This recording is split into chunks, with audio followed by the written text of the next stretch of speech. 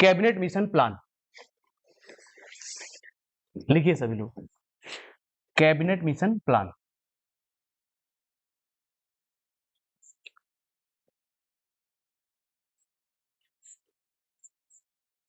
Cabinet mission plan.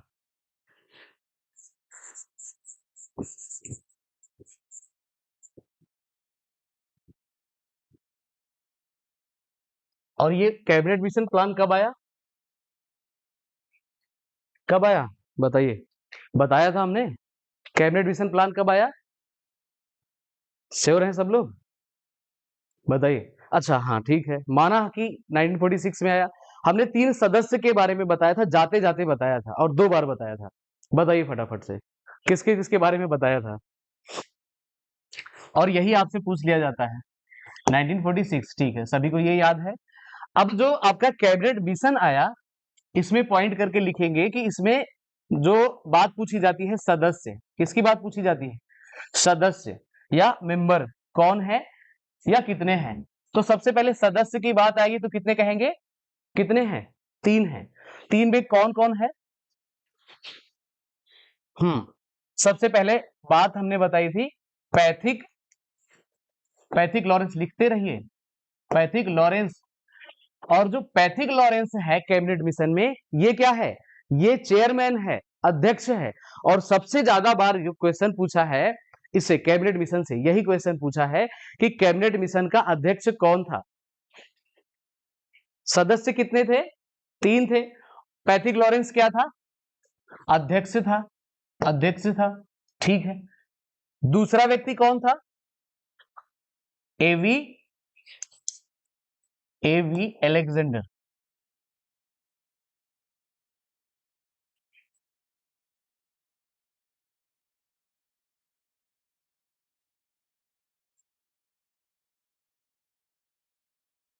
अच्छा, एवी Alexander का नाम भी हमने बताया था, बताया था। चलिए तीसरा व्यक्ति बताइए, स्टेफोर्ड, फोर्ड क्रिप्स। और क्रिप्स मिशन कौन लेकर आया था, क्रिप्स मिशन कौन लेकर आया था, स्टेफोर्ड क्रिप्स। तो इसको ऐसे याद रख लेंगे कि ये जो आपका स्टेफोर्ड क्रिप्स है, ये अभी तक कितनी बार आ गया, 2 बार आया। एक बार ये क्रिप्स मिशन आया, कब आया था, हाँ,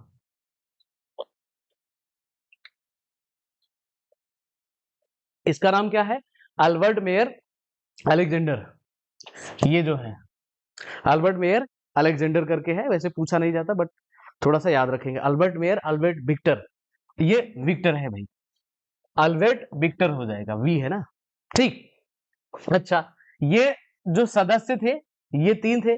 अब कैबिनेट मिशन में प्रस्ताव किस चीज का आया था, यानी प्रपोजल की बात करा जाए, ये प्रस्ताव क्या लेकर आया था, जो ब्रिटेन था या ब्रिटिशर्स थे, जो वहां पर लोग थे शासन सत्ता पर, जो हावी लोग थे, जो मुख्य कार्यकर्ता लोग थे, इन्होंने इन 3 व्यक्तियों को भेजा, किसके लिए भेजा है, इन्होंने कहा है कि जाओ, जो इंडियंस हैं ये बहुत ज्यादा मारामारी कर रहे हैं, किसके लिए, इनको स्वतंत्रता चाहिए और कंप्लीट स्वतंत्रता चाहिए, यानी फुल्ली इंडिपेंडेंट, इनको इंडिपेंडेंसी चाहिए।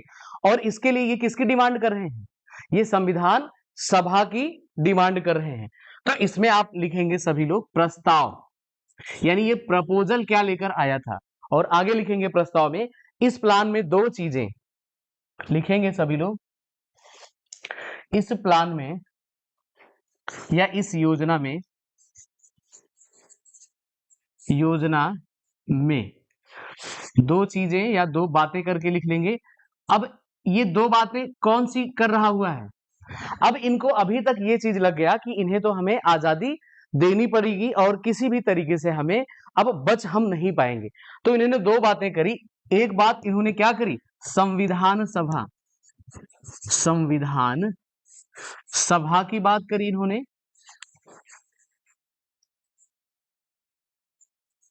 कॉन्स्टिट्यूएंट असेंबली की बात करी।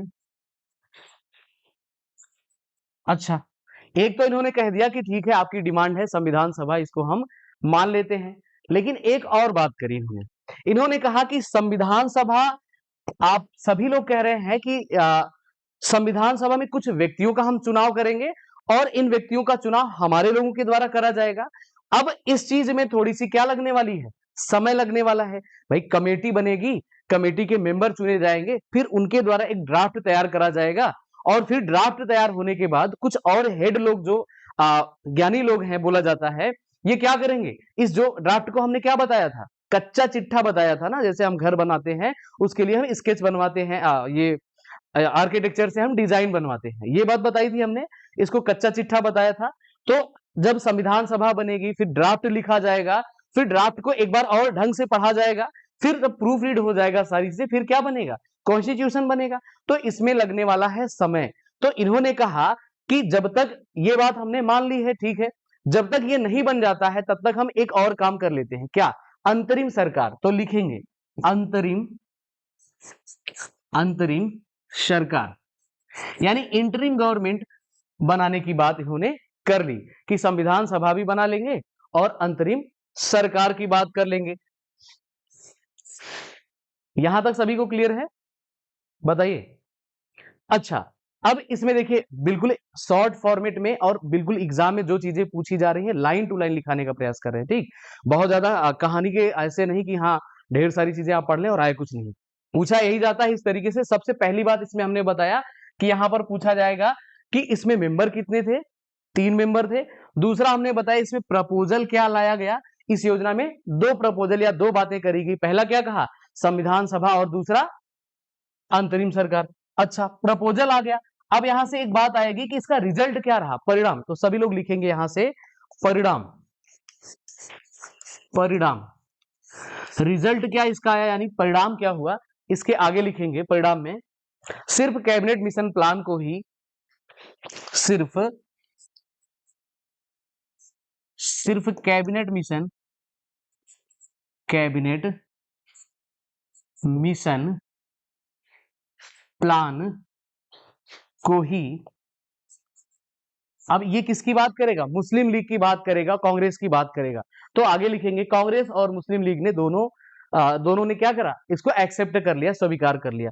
तो सिर्फ कैबिनेट मिशन प्लान को ही मुस्लिम लीग, मुस्लिम लीग व आईएनसी लिख देंगे या भारतीय राष्ट्रीय कांग्रेस, या सीधे ही कांग्रेस लिख लेंगे, लीग व कांग्रेस, कांग्रेस ने स्वीकार करा, स्वीकार किया। अच्छा, अब ये बात काहे लिए बताई जा रही है, इसके पहले के जो प्रपोजल आए इनके द्वारा, लाइक कौन सा, अगस्त प्रस्ताव और क्रिप्स मिशन, इसमें क्या आईएनसी और मुस्लिम लीग ने माना था, नहीं माना था, इन्होंने डिनाई कर दिया था। गांधी जी ने क्या कहा था, पोस्ट चेक कहा था।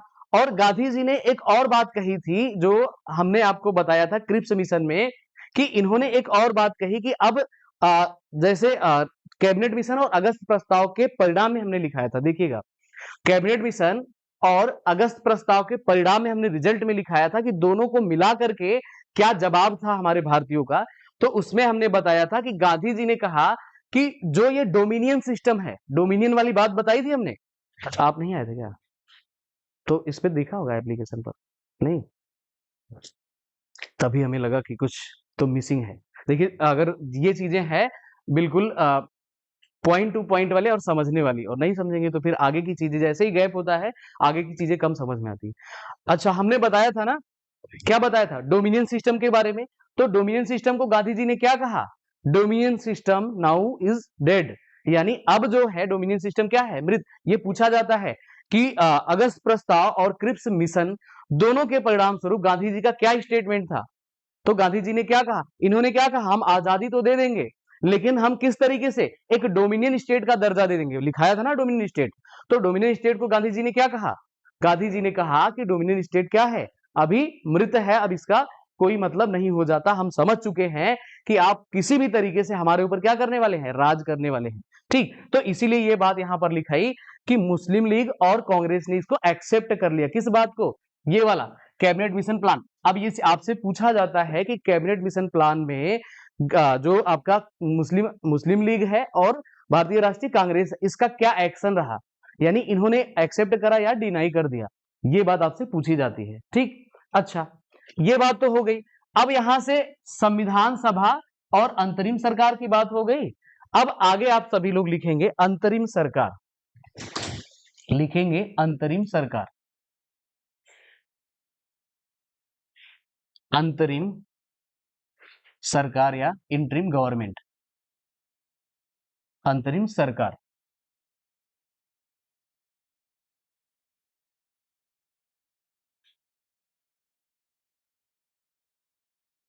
अब जो अंतरिम सरकार की बात आएगी ये कब के लिए आएगी, इसके आगे लिखेंगे 1946 टू 47, यानी 1946 से 47 के मध्य ये बात चल रही हुई है। यानी आपने यहां पर पढ़ लिया कैबिनेट मिशन प्लान आया 1946 में, राइट। और कैबिनेट मिशन प्लान में जो है यहां पर दो प्रस्ताव आए। दो प्रस्ताव में एक तो संविधान सभा की बात को एक्सेप्ट कर लिया ब्रिटिशर्स या अंग्रेजों ने, और दूसरी बात इन्होंने, अच्छा ये बात सही भी है कि हमें संविधान सभा बनाने में समय लगेगा, कमेटी का चुनाव होगा, तब तक हम क्या कर लेते हैं, एक इंटरिम गवर्नमेंट बना लेते हैं। और इसमें भी इन्होंने अभी चालाकी करी, आगे आप पढ़ेंगे, इसमें भी अपने लोगों को बिठाए रखा आगे चल करके। इनकी इतनी चालाकी थी कि किसी भी तरीके से ये सत्ता को नहीं छोड़ना चाहते थे, क्योंकि आपका जो भारत देश है ये इतनी कल्टिवेटेड लैंड है, यहाँ पर इस तरीके से फर्टाइल भूमि है कि यहाँ पर आपसे बोलते हैं ना हमारी मिट्टी सोना उगलती है, तो उगलती थी और अभी भी उगलती है, लेकिन पहले की अपेक्षा अब थोड़ा सा कम हो गया क्योंकि पॉपुलेशन भी ज्यादा हो गई है और ढेर सारे कारण है। ठीक, तो इसमें इंटरिम गवर्नमेंट आप सभी लोगों ने लिख लिया। इंटरिम गवर्नमेंट में अब एक एक पॉइंट करके लिखेंगे। इसमें लिखेंगे संविधान सभा बनाने में, संविधान सभा बनाने में या बनने में, ऐसे भी लिख देंगे संविधान सभा, संविधान सभा बनाने में, यानी जो संविधान सभा बनाने में समय लगता, लिखेंगे समय लगता, समय लगता, इसलिए ब्रिटिशर्स ने या अंग्रेजों ने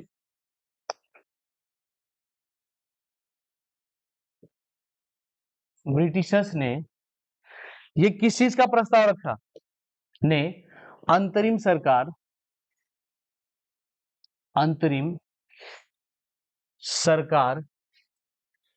बनाने की बात की,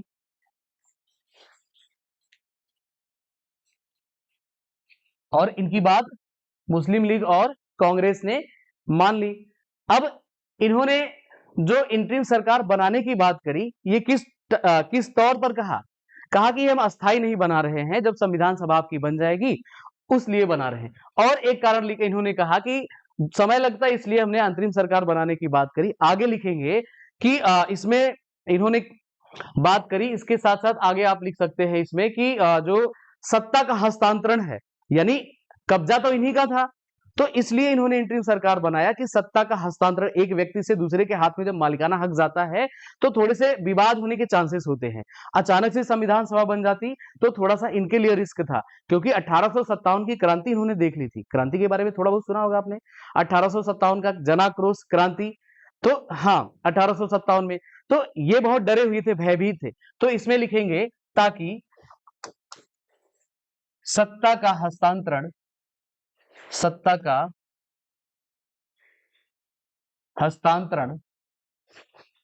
आसानी से किया जा सके।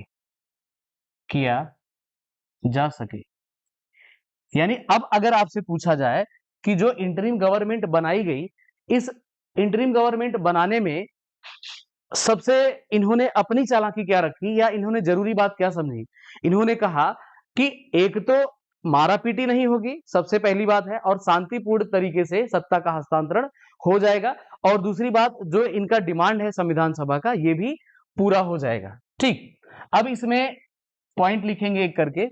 इसका गठन, हालांकि यहां पर हमने बताया, फिर भी लिखेंगे गठन। जो इंटरिम गवर्नमेंट है इसका गठन कब हुआ, 1946 में। लिखेंगे ऐसे लिख लेंगे, अंतरिम सरकार का गठन, पूछ लिया जाता है एक क्वेश्चन सीधे ही, अंतरिम सरकार का गठन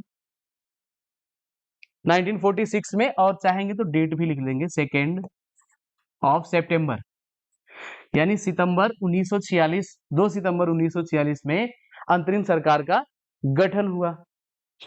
अब गठन हुआ, इसके साथ साथ एक और पॉइंट लिख लेंगे कि इसका समापन कब हुआ। समापन यानी इंड कब हुआ, ये गवर्नमेंट कब जाकर के समाप्त करी गई, तो इसके बारे में लिखेंगे 15 अगस्त 1947।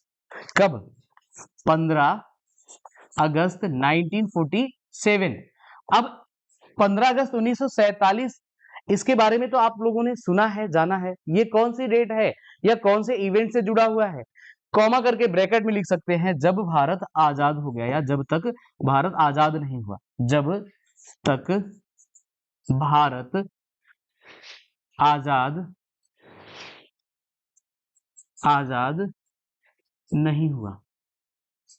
अब आजाद का मतलब आप इतना तो आप सभी लोग जान रहे हैं कि इनकी संविधान सभा बन गई, इनके संविधान की बात हो गई, और आगे आप पढ़ेंगे कि जो संविधान को एक्सेप्ट भी कर लिया और सारी चीजें ठीक ठाक से चलने लगी।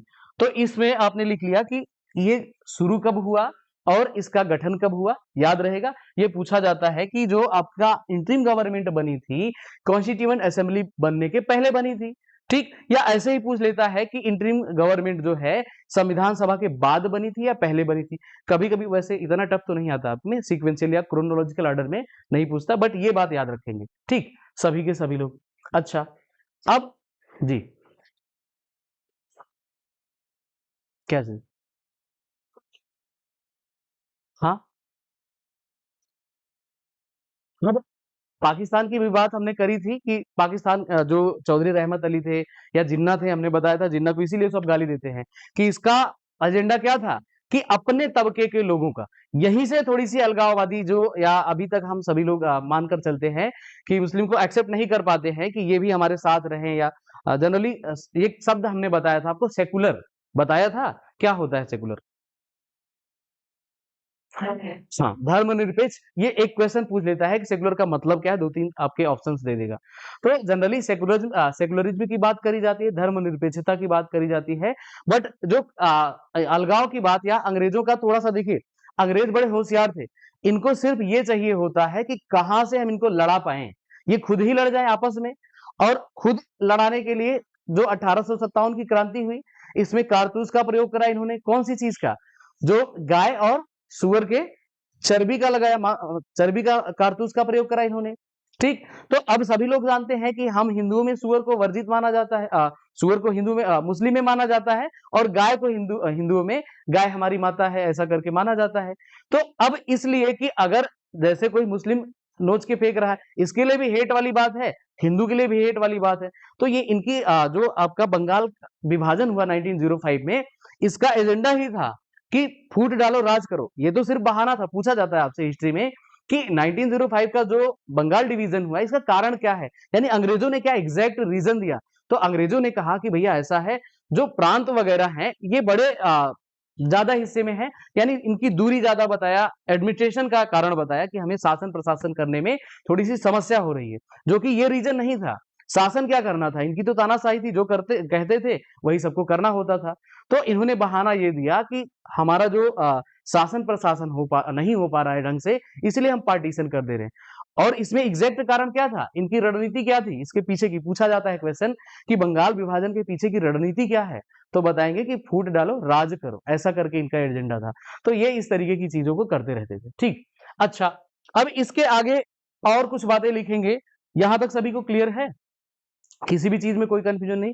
अच्छा, जो पाकिस्तान की बात आपने करी, पाकिस्तान में सबसे बड़ी समस्या ये है कि अभी उनको खाने के लाले हैं, और सच में बात यही है, अभी उनको खाने के लाले पड़े हैं, लेकिन इसके साथ-साथ वो पढ़ाई-लिखाई में मानकर चलिए लगभग कम ही हैं, क्योंकि हम मानते हैं, हमारे भारत देश के लोग जितने पढ़े-लिखे, या जिस तरीके से बस अपने भारत देश की एक विडंबना रही, यहाँ के लोग या मानव प्रवृत्ति को ही मानकर चल सकते हैं, जैसे ही पेट भर जाता है, खाने को मिल जाता है, आँख बंद हो जाती है, आदमी सो जाता है। जैसे अभी मोदी जी राशन बँटवा रहे हैं, लोग काम ही नहीं करना चाह रहे हैं, तो इस तरीके की चीज़ें थोड़ी-सी होती है, मानव यानी ह्यूमन नेचर है ये। तो पाकिस्तान में भी ऐसा देखने को मिलता है, कुछ तो है थोड़े से आप देखेंगे इसका कभी भी कोई बयान ऐसा नहीं आएगा जो रिसर्च एनालिसिस या इन सब चीज़ों पर होगा। ये बस इसके अपने ज़मीन जायदाद या अपने लोगों को सँभाला नहीं जा रहा है, पीओके और ये दुनिया भर की चीजें लेना चाह रहा है। चीन से भी कह रहा है चलो हाथ मिलाओ अक्साई चीन ले लो। मतलब इस तरीके की इसकी कुल मिलाकर ये जैसे बोलते हैं ना गांव में एक दो उजड़ व्यक्ति होते हैं, उनको करना कुछ नहीं है, ना तो वो अपने खुद बच्चे को ढंग से पढ़ा लिखा पा रहे हैं, ना कुछ कर पा रहे हैं, बस सामने वाले में खुरपेश करते रहते हैं, कुछ ना कुछ चंटपंती करते रहते हैं। तो इस तरीके का अब इसमें यहां तक क्लियर है। इसमें कुछ की पॉइंट लिखेंगे सभी लोग जो अंतरिम सरकार की है लिखेंगे। इसमें प्रेसिडेंट की बात यानी जो इसका एग्जीक्यूटिव था यानी कार्यकारी अधिकारी ऐसा लिखेंगे, कार्यकारी अधिकारी।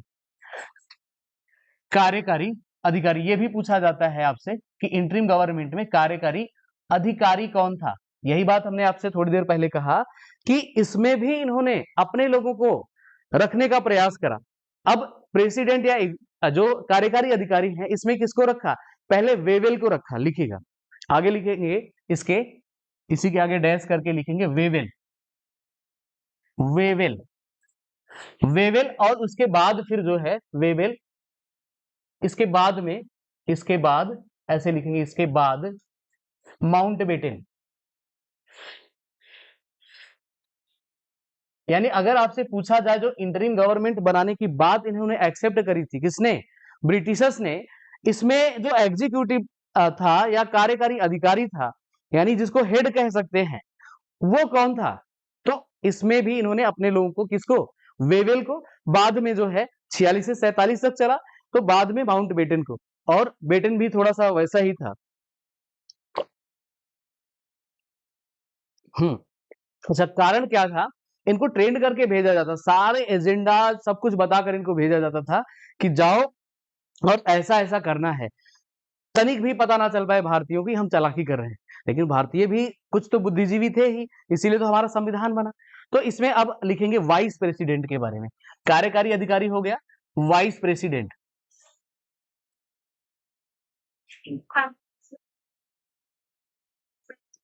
समझ में आया चीजें। हाँ, उसने कहा था, उसने अपनी किताब में भी लिखा, सब कुछ कहा, बट ऐसा भारतीय मान लेते हैं जैसे होता ना, आपके साथ खूब शैतानी कोई कर रहा हो और एक अच्छी बात बोल दे कि जो मान लीजिए कोई भी है एक्स वाई जेड खूब शैतानी कर रहा है और आपसे कुछ ऐसी बात एक बार बोल दे कि आपका जो बिहेवियर है ना, मैं इतना परेशान करता हूँ फिर भी आप अच्छे हैं, तो आपको लगेगा एक बार जरूर हिट करेगा कि ये साला है तो ठीक ठाक। तो ऐसा माउंटबेटन था, करता सब कुछ था। जी जी जी जी। अब वही बात जैसे आपने बताया, जैसे इतिहास में अकबर को देखा जाता है, ठीक, नीति रणनीति सब उसकी वही थी। जैसे मुगल ज्यादातर जो उनको अच्छा लग जाता था उसी से शादी विवाह कर लेते थे। है तो ये जबरदस्ती ही है, भाई सामने वाला अगर नहीं एक्सेप्ट कर रहा है तो ऐसे कैसे करा जा सकता है। बट उनके बिल पावर या उनके मनी पावर या उनके जो आ, कह सकते हैं कि उनका ताम झाम देख करके, उनका शासन प्रशासन देख करके लोग हाँ कर देते थे। तो अब कहा जाता है, और जो अकबर था ये हिंदू विचारधारा को लेकर खूब ज्यादा चलता था, तो हिंदू लोग कहते हैं चलो अकबर अच्छा है। आप देखेंगे आगरा में फतेहपुर सीकरी को बसाया और दुनिया भर की चीजें, थोड़ा सा इसने कर भी हटा दिया, जजिया कर भी हटा दिया, तो ऐसा करके माना जाता अच्छा है। बट इस हर सिक्के के दो पहलू होते हैं। बट हमारा मानना ये है, मेरा खुद का मानना है कि जिनकी नस्लें खराब हैं वो कितना भी अच्छा करेंगे बट वो अपनी चंटपंती जरूर करेंगे, होंगे चालान। ठीक, वाइस प्रेसिडेंट में कौन है, लिखिए पंडित जवाहरलाल नेहरू। जवाहरलाल नेहरू, जवाहरलाल नेहरू जी थे, किसमें थे, इन्हें वाइस प्रेसिडेंट बनाया गया।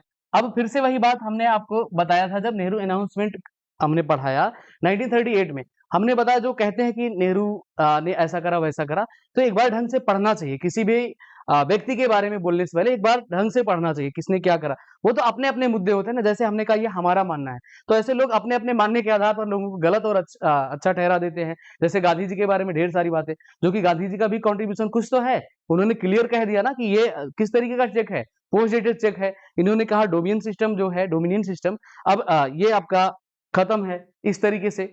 तो ये बात। अच्छा, जो जवाहरलाल नेहरू, इन्हें वाइस प्रेसिडेंट बनाया गया, किसमें, इंटरिम गवर्नमेंट पढ़ रहे हैं, और इनको एक्सटर्नल अफेयर भी लिखा गया दिया गया, देखिए बाह्य मंत्रालय या विदेश मंत्रालय, विदेश मंत्रालय और राष्ट्रमंडल संबंध। वाइस प्रेसिडेंट लिखेंगे जवाहरलाल नेहरू, इसमें पॉइंट करके लिख देंगे विदेश मंत्रालय, विदेश मंत्रालय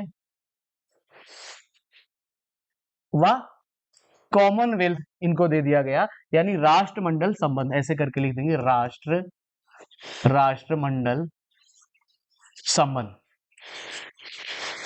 जिसको बोल देते हैं कॉमनवेल्थ।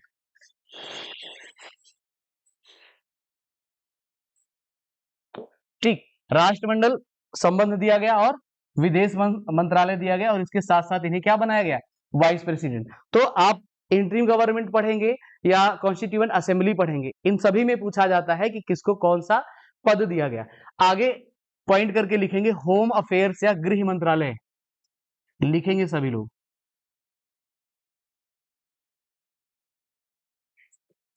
गृह मंत्रालय, जो इंटरिम गवर्नमेंट है इसमें होम अफेयर्स या गृह मंत्रालय किसको दिया गया, ये पटेल जी को दिया गया। इसके आगे लिख देंगे, किसको लिखेंगे, सरदार पटेल जी को। हाँ, सरदार पटेल। अच्छा, इसके साथ साथ एक और बात आपसे पूछते हैं कि एक व्यक्ति थे जिन्होंने कहा कि आजादी हमारा जन्मसिद्ध अधिकार है, हम इसको लेकर रहेंगे। किसने कहा था, किसने कहा था? हाँ, और इस बात को मैं किससे जोड़ रहा हूं, इन्होंने एक स्वराज बिल पेश करा था, बहुत पहले बताया था हमने शुरू में, 1895। ठीक, 19 वाली बात, अभी 5 कहाँ आया, अभी तो 46-47 हम पढ़ रहे हैं। हाँ ठीक है, ठीक है।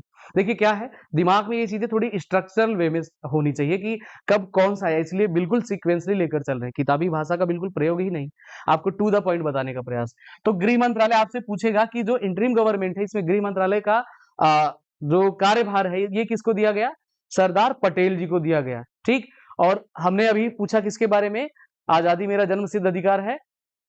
अच्छा, इनसे जोड़ करके एक और बात हमने कुछ बताई थी 1924 में, आई थिंक बताया था कुछ, मोतीलाल नेहरू जी के साथ जोड़ करके हमने बताया था। नहीं, मसौदा तो चलिए ठीक है, इसको रिवाइज करिएगा। अब बहुत ज्यादा पीछे की बातें चलेंगे तो आगे की बातें गड़बड़ हो जाएंगी। चलिए लिखिए, नेक्स्ट लिखेंगे, नेक्स्ट आपको लिखना है agriculture, agriculture, agriculture and food ministry,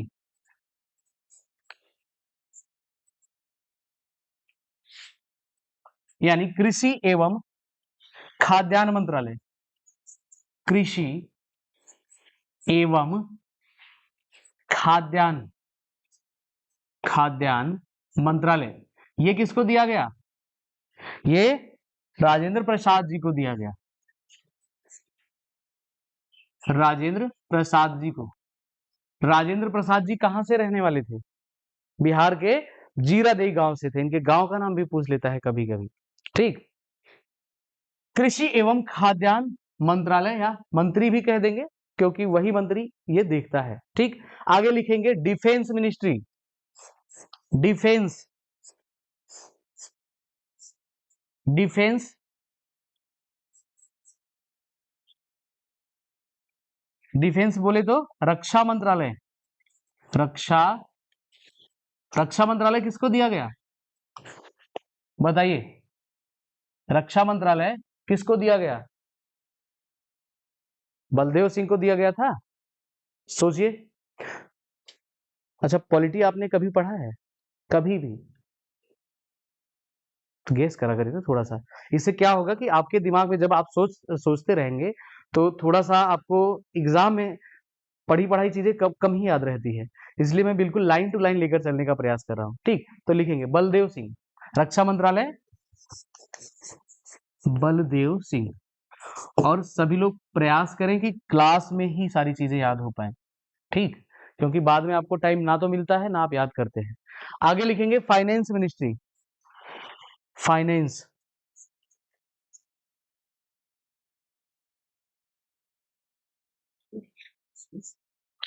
finance बोले तो धन मंत्रालय, वित्त मंत्रालय, हाँ वित्त मंत्रालय। वित्त मंत्रालय किसको दिया गया, मुस्लिम लीग ले गया। कौन ले गया, लिखिए, इसमें लिखेंगे मुस्लिम लीग, क्योंकि इन्हीं का अकेले ही जो है योगदान नहीं था। मुस्लिम लीग, जैसे बोलते हैं ना गांव में एक चोट्टा व्यक्ति होता है, एक दुष्ट व्यक्ति होता है, वो सारी बातों में नहीं बोलेगा, लेकिन जहां फायदे की बात होगा वहां खूब डिस्कस करेगा। होते हैं ना ऐसे लोग। तो बस ये मुस्लिम लीग यही थी। इसको अलग पाकिस्तान चाहिए था, अलग तरीके से चाहिए था। अब मुस्लिम लीग में खास करके जिन्ना और आप कहेंगे लियाकत अली, इन लोगों का थोड़ा बोलबाला था। तो इसमें मुस्लिम लीग में जो खास करके व्यक्ति जाने जाते हैं, लिखेंगे लियाकत अली। लियाकत अली, क्योंकि इनके नाम से क्वेश्चन जोड़ करके पूछ लिया है कि फाइनेंस मिनिस्टर जो है कौन था, या फाइनेंस मिनिस्ट्री किसको दिया गया जब इंटरिम गवर्नमेंट बनी।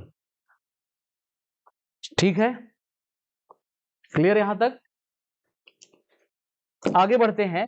आगे एक नोट करके लिखेंगे, जो इंपॉर्टेंट पॉइंट एक पूछ लिया जाता है नोट करके, ऐसे लिखेंगे। मुस्लिम लीग ने शुरू में, पूछा भी जाता है ये पॉइंट, मुस्लिम लीग ने शुरू में, मुस्लिम लीग ने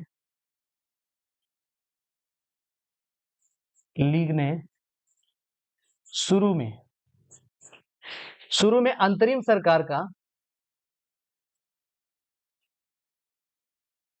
अंतरिम सरकार का, अब ये शुरू में किस चीज का सपोर्ट कर रहा हुआ है? अंतरिम सरकार का कह रहा है कि चलो ठीक है, हम सपोर्ट कर रहे हुए हैं, इसलिए इनमें से मिनिस्टर वगैरह भी चुने गए। तो आपने क्या लिखा?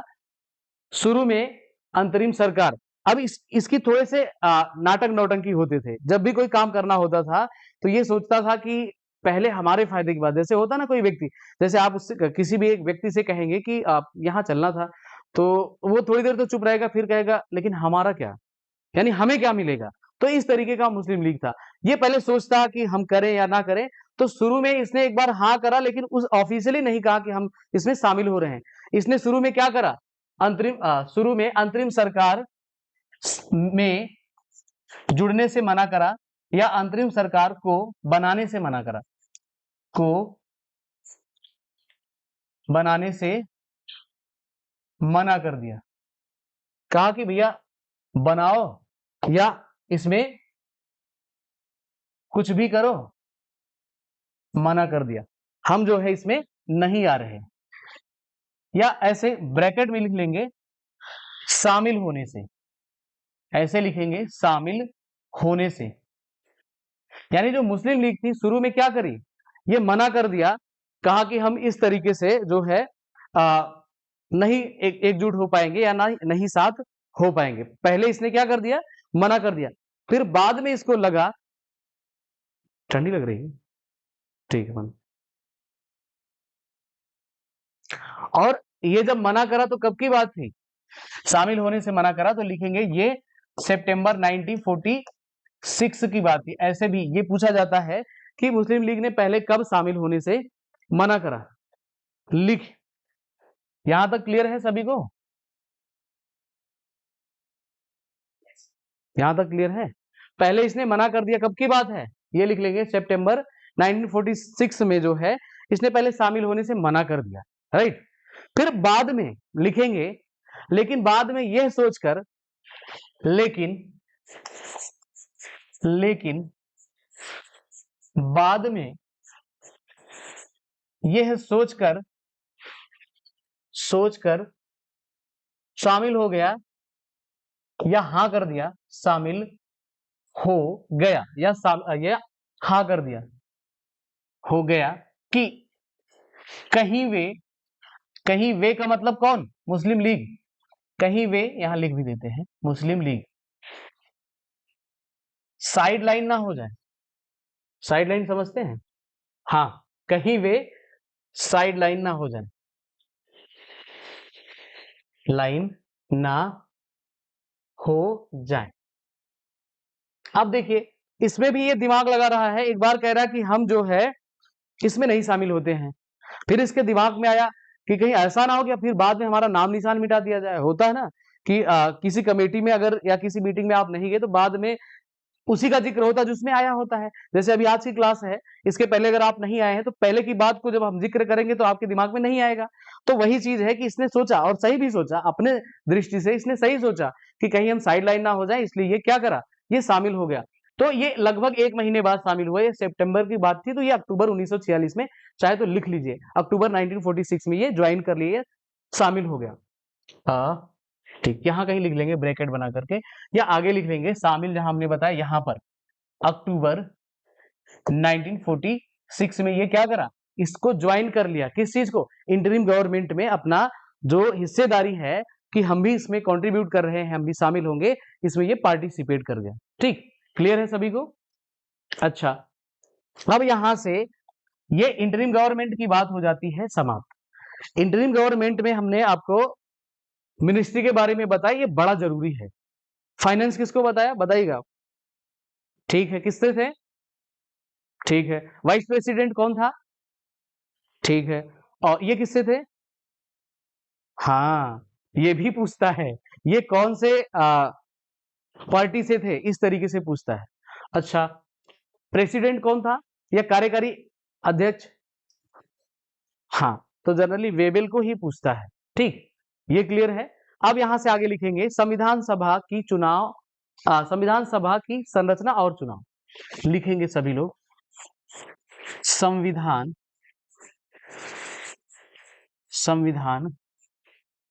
सभा की संरचना और चुनाव। अब यहां से जो 1895 की बात को हमने स्टार्ट करा था कि बाल गंगाधर तिलक ने कहा कि हमारा एक संविधान हो, स्वराज विधेयक, स्वराज बिल इन्होंने पास करा, और इन्होंने कहा कि हमारा एक संविधान हो, और इसके लिए एक संविधान, जो संविधान बनेगा ये संविधान सभा के द्वारा बनेगी। क्लियर है? अब यहां से संविधान सभा बनने की बात शुरू हो जाती है, तो लिखेंगे इसमें कैबिनेट मिशन प्लान के तहत, इसमें पॉइंट करके लिखेंगे कैबिनेट मिशन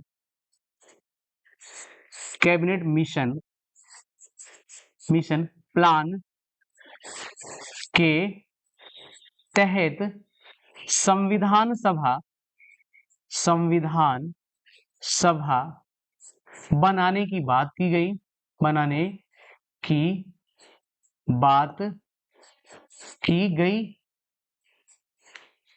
की गई थी कि नहीं की गई थी? अभी हमने बताया आपको, लिखिए, अच्छा लिख लीजिए, पहले कंप्लीट हो गया। हमने आपको यहां पर बताया, कहां पर, ये है आपका अंतरिम सरकार, यहां पर बताया, शुरू में बताया, ये बताया था।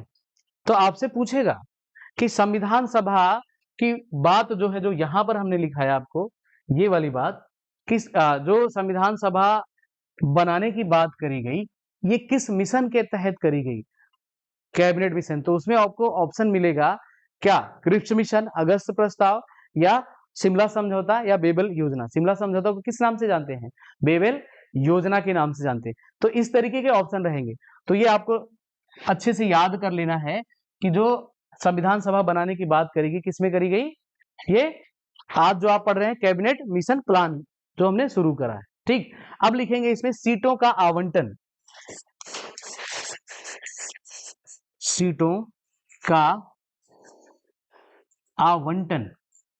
अब सीटों का आवंटन किस तरीके से होगा जो संविधान सभा बनाई जाएगी, बताइए?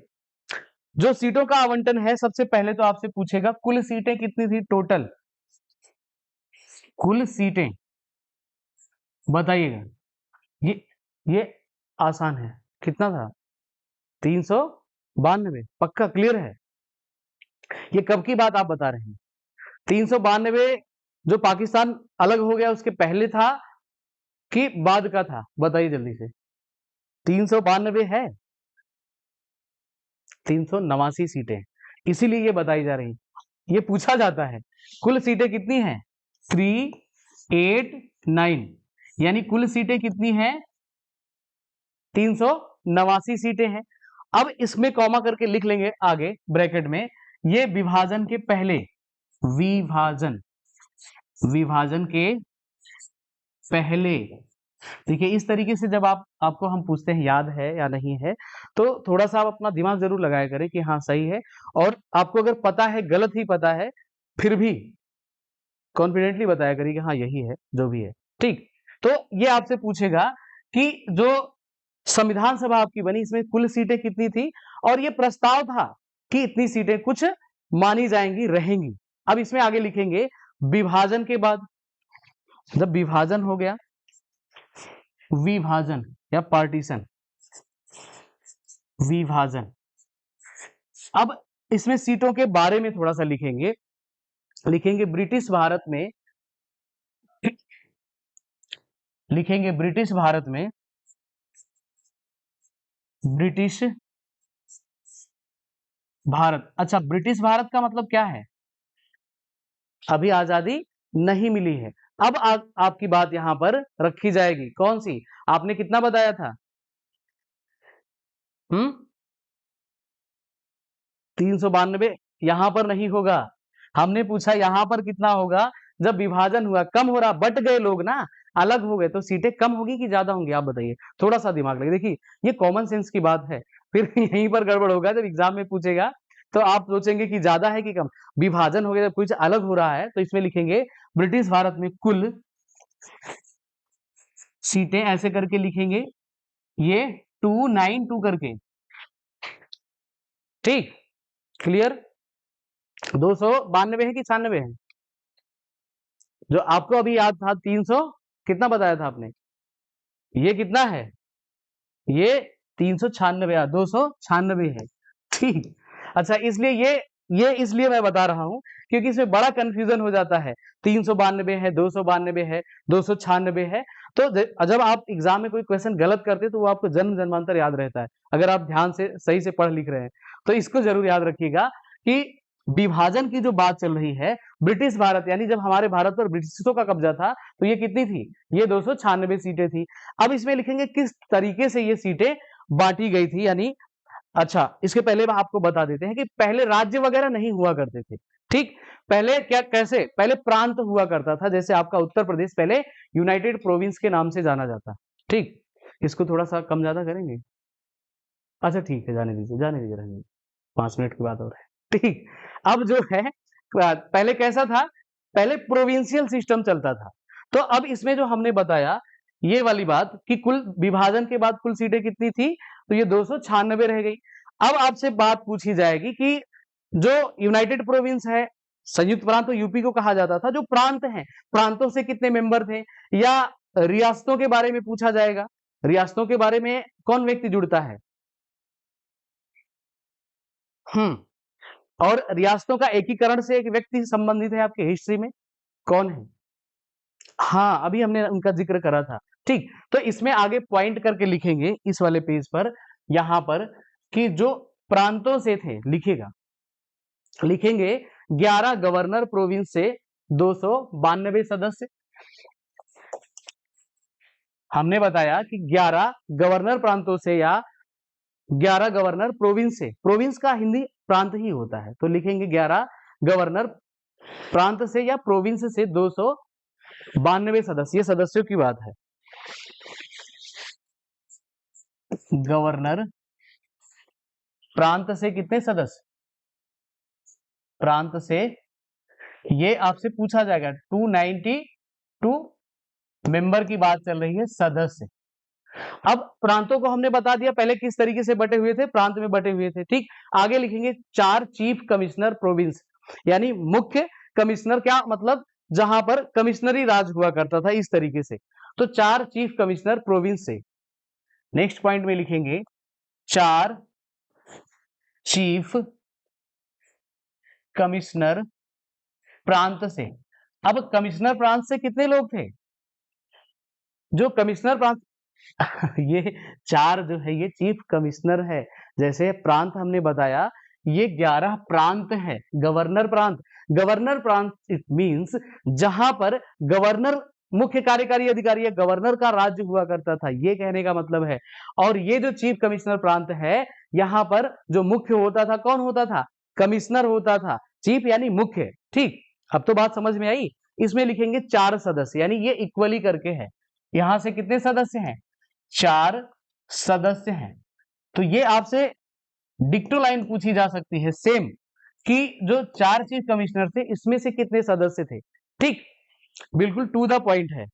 अच्छा, अब देसी रियासतें लिखेंगे, आगे पॉइंट करके लिखेंगे।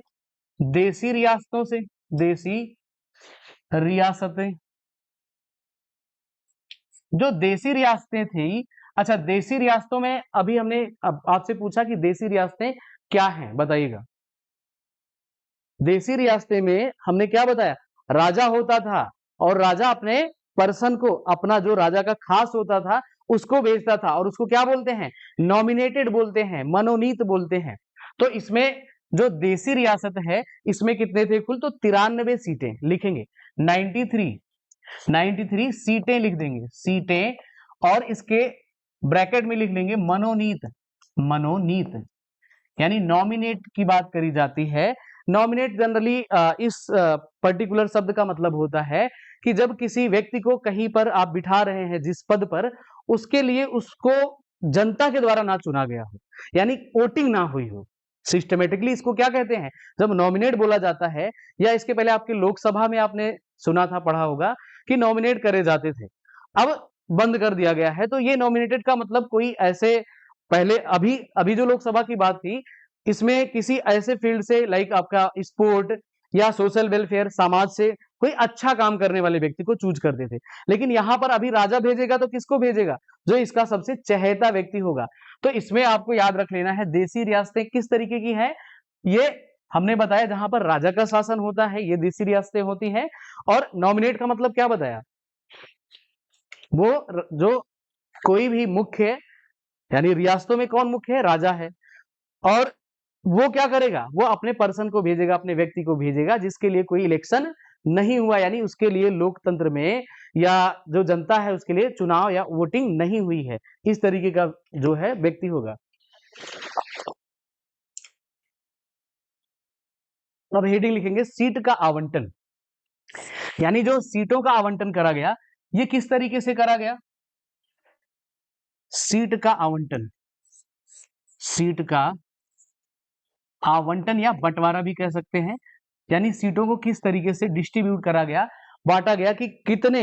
अच्छा, अब इसमें एक पॉइंट आता है, आपका अपना दिमाग लगेगा कि इन अभी अभी भी चुनाव हो रहे हैं, अभी आपके गांव में ग्राम प्रधान का चुनाव होने वाला है, अगर आप गांव से हैं तो गांव ग्राम प्रधान का चुनाव होने वाला है, तो ये किस आधार पर करा जाता है, बताइए।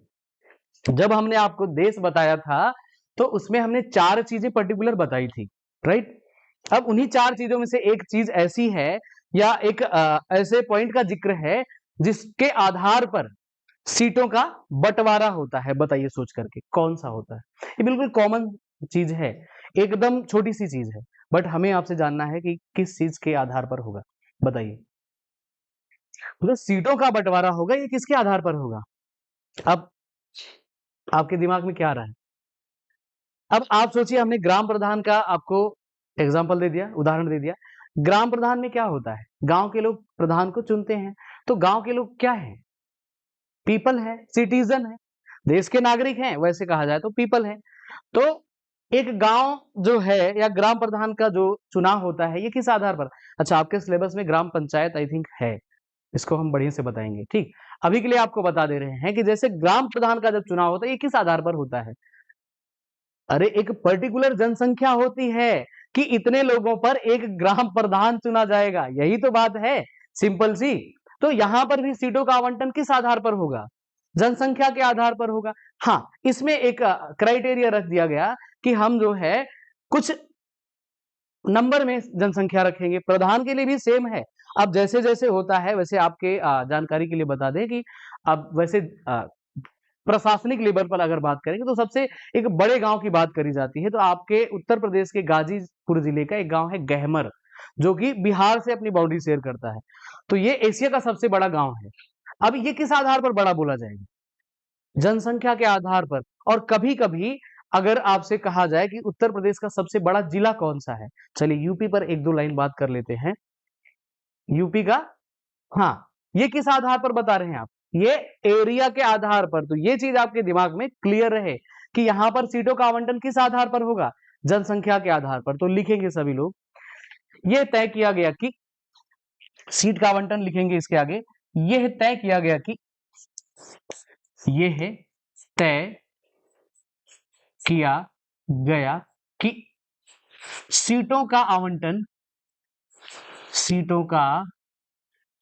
आवंटन या बंटवारा ये 1 मिलियन, कितने, 1 मिलियन की आबादी पर होगी। एक सीटों का आवंटन 1 मिलियन, 1 मिलियन क्या है ये 1 मिलियन जनसंख्या है। 1 मिलियन आबादी पर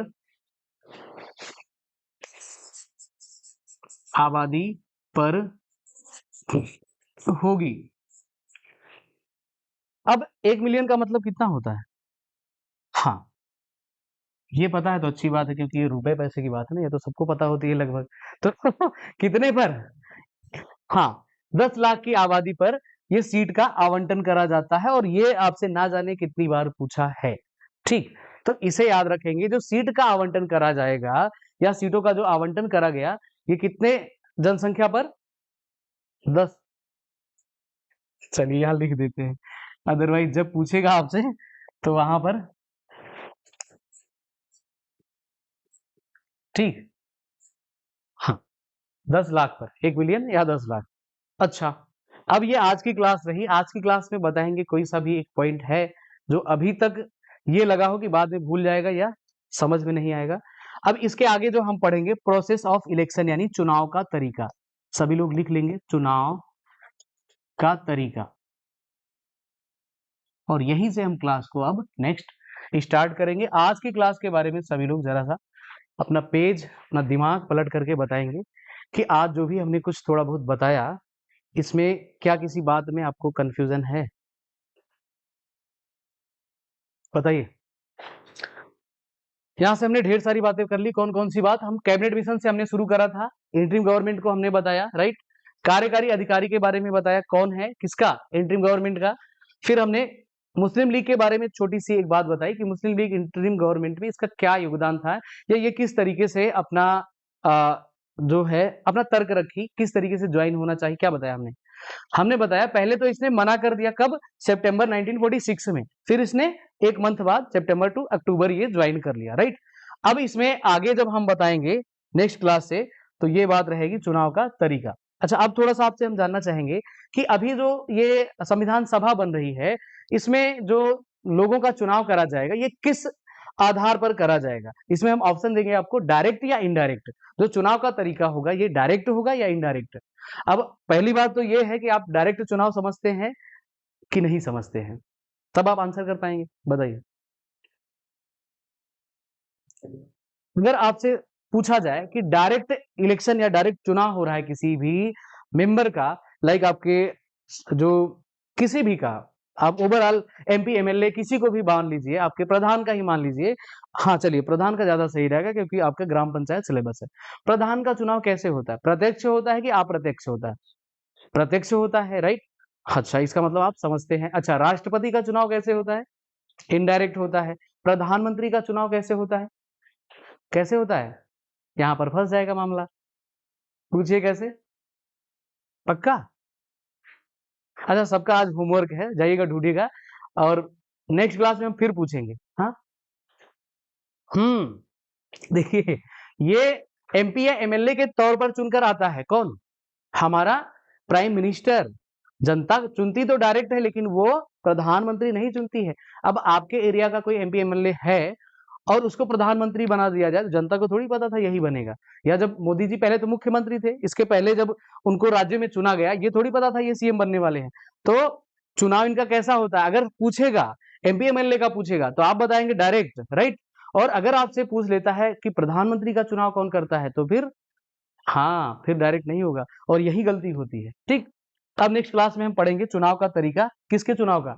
कॉन्स्टिट्यूएंट असेंबली का। ठीक, आज का क्लियर है सब कुछ? ठीक है, पूछेंगे नेक्स्ट क्लास में।